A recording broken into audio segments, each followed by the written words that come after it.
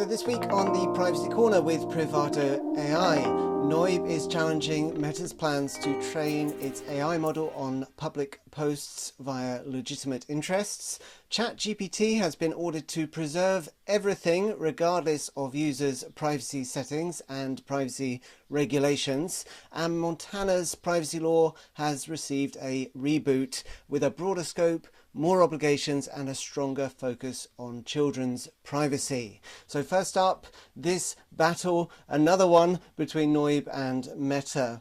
The privacy campaign group headed by Max Schrems has formally objected to Meta's plans to use public Facebook and Instagram posts from EEA users to train its artificial intelligence models. So in a news post last month, Meta said it would begin training its AI models with public content shared by adults on Meta products, so like public posts and comments and interactions with its chatbots. And it said it would notify EEA-based users via an in-app message and email about what it was planning to do and give them a chance to object to their data being used in this way at any time. Meta says its approach was affirmed by an EDPB opinion from December last year that essentially did not rule out that legitimate interests could be a basis for training AI models, provided that the controller met the three-part test, and it also suggested that data subjects were more likely to have a reasonable expectation about their publicly available information being used in this way. So Noyb has sent Meta a cease and desist letter, and their central argument is that Meta can't lawfully rely on legitimate interests for this kind of large-scale processing of personal data for this purpose. So they highlight several reasons why they believe Meta's intended processing would be unlawful. Primarily, they say that users, some of whose posts could be over 20 years old, Facebook being about 22 now, I think, would not reasonably expect their data to be repurposed for training a general purpose AI. This is Meta's Llama model, by the way, at present. They also say that their critique aligns with the CJEU judgment in Bundeskartellamt last July, or was it July 23, apologies, which made a similar point about Meta's use of data for targeted advertising. People might not expect all their publicly available data to be used in this way. They also make a number of other points, centrally around data subject rights. So essentially, once Meta has used this data to train their model, Noyb says they'll be effectively unable to process data subject rights effectively, right to erasure and so on.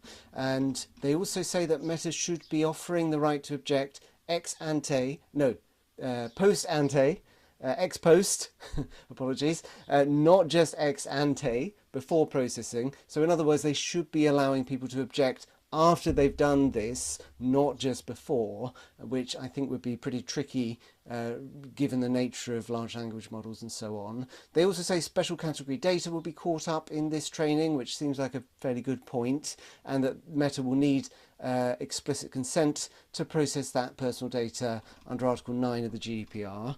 They criticise transparency and say that Meta would violate several principles of the GDPR, including fairness, purpose limitation and data minimization, and that the Digital Markets Act also would be a problem because they are combining data from across platforms without consent, or they intend to, Facebook and Instagram being two of Meta's platforms that they're using for this. So Noyb is acting in its new capacity as a qualified entity under the Representative Actions Directive, and they have new teeth under this directive, and with their new teeth bared, they are saying that Meta has to provide evidence supporting its approach or returned a signed declaration to cease and desist by 5 p.m. CET on the 21st of May. Now that has passed, and I haven't heard anything about whether Meta has responded, but we'll be sure to keep you up to date on that. Next up, as part of an ongoing case involving the New York Times, a New York judge has ordered OpenAI to preserve all ChatGPT output log data that it would otherwise delete, regardless of numerous privacy laws and regulations and users' requests. So this order arose on the 13th of May out of ongoing litigation against OpenAI, accusing the firm of infringing NYT's copyright. And the judge ordered OpenAI to preserve and segregate all output log data that would otherwise be deleted as a result of users' settings and OpenAI's legal obligations, including under the GDPR, of course. A motion by OpenAI for the court to reconsider this preservation order was denied, but they are going to have further discussions about it later in the month. So this is quite a big deal for many companies using ChatGPT. The platform offers several data controls that function as privacy and confidentiality settings, like temporary chats that, to quote OpenAI, don't get saved in your history and don't create memories, and data ownership features on the enterprise plan that allow users to customize their data retention periods. According to OpenAI's interpretation of the order, the company is now required to, quote, disregard legal, contractual, regulatory and ethical commitments to hundreds of millions of people who use OpenAI's services in a way that implicates uniquely private information. In a letter to the judge, the company claimed that retaining the relevant data is disproportionate for the purposes of the case, and that deleting data slated for deletion would require significant engineering work, infrastructure changes, and compute resources. So they're not only saying that this order from the judge is disproportionate and unnecessary in the context of the case, they're also saying they'd be technically unable to do this, or at least it would be very, very difficult to do so.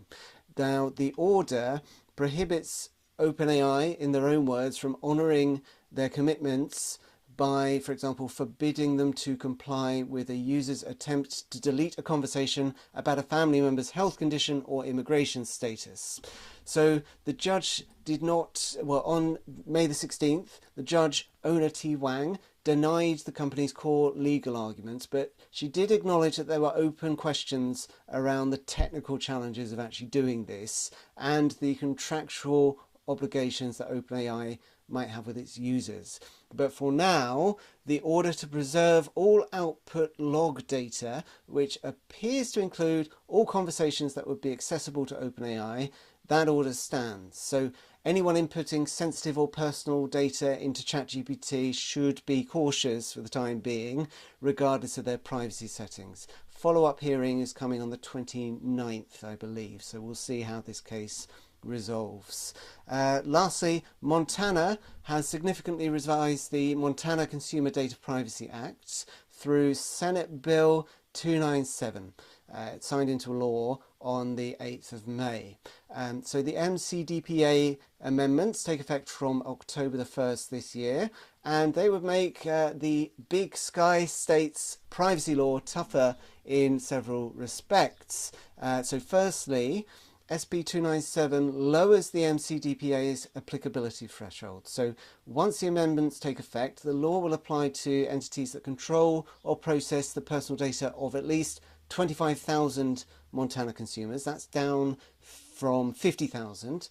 And or control or process the personal data of at least 15,000 consumers. That's down from 25,000 consumers in this branch of the threshold application requirements, and derive more than 25% of the revenue from selling personal data.